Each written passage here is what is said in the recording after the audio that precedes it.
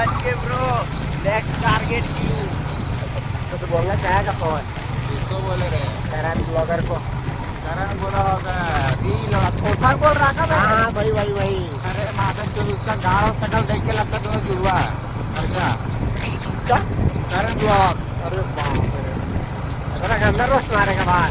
Target रोज है क्या हमारा, मारे टारगेट में? है पूरा गाड़ पड़ रहा है करण रोज ब्लॉग। नहीं मारे हैं, हम बस बता रहे हैं मेरा समझा। नेक्स्ट टारगेट वही है तब रोस्ट का। वही है, उसी को मारेंगे। जाओ शेयर कर दो, टैग कर दो, समझा। जो बोलते रहता है चुतड़ों से पता चला है, चुतड़ों से तो बोल देना कि चुतड़ों से यही बात पता चला है। बगलगोदर में अभी उसको रोस्ट मारने वाला है पवन चौधरी, जो कबाड़ना है कबाड़। 1000 फ्लोवर में कबाड़ सकते क्या?